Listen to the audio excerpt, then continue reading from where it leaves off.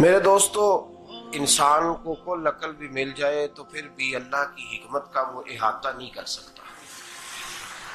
رب کریم کو زیادہ پتہ ہے کہ ہمارے لیے کون سی چیز بہتر ہے اور کون سی چیز ہمارے لیے نقصان کا باعث ہے۔ اللہ تبارک و تعالی کی حکمت یہ چاہتی ہے کہ میرے بندے پریشان نہ ہوں۔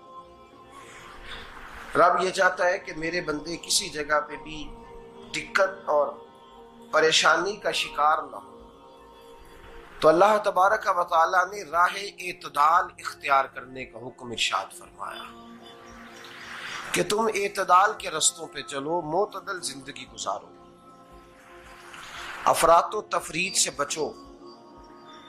آج جس معاشرے میں ہم وقت گزار رہے ہیں، اس معاشرے میں ہم اس بات کو سمجھنے سے قاصر ہیں کہ اصل ہمارا مسئلہ کیا ہے۔ ہمارا اصل جو مسئلہ ہے اس کی شناخت ہمیں کیسے ہوگی اور ہم پھر اس تک رسائی کس انداز میں حاصل کر پائیں گے۔ ہم ہمیشہ اپنی آمدن بڑھانے کے چکر میں رہتے ہیں، ایک کام اور شروع کر لیں، پارٹ ٹائم جاب شروع کر لیں، کوئی سائیڈ بزنس اس کا آغاز کر لیں۔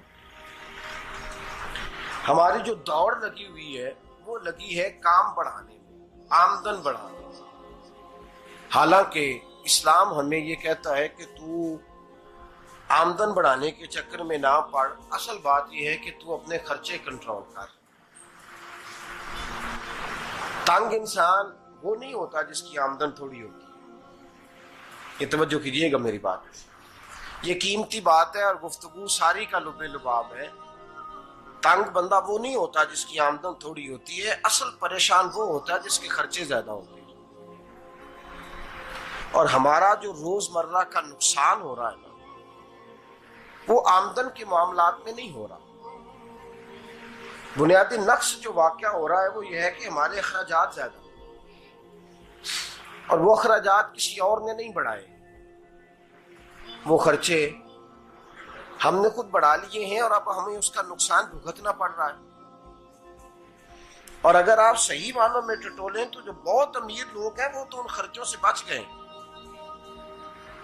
میں نے بہت سارے ایسے ختمات میں شرکت کی ہے، میں بہت ساری ایسی جگہوں پہ گیا ہوں کہ جہاں لوگوں نے بڑا مختصر سا ختم دلایا ہے تو ہو گیا ہے ختم۔ ختم کے معاملے میں کب کسی نے پابندی لگائی ہے کہ اس میں 200 آدمی شریک ہوگا تو تب یہ سال ثواب صحیح ہو سکے گا؟ کون کہتا ہے؟ یا شادی کے موقع پر اگر سارے بہن بھائیوں کو نہ بلایا گیا تو میری شادی پایہ تکمیل تک نہیں پہنچے گی، اس میں برکت نہیں ہوگی، یہ کس نے فتویٰ دیا ہے؟ معتدل زندگی کا اسلام حکم دیتا ہے۔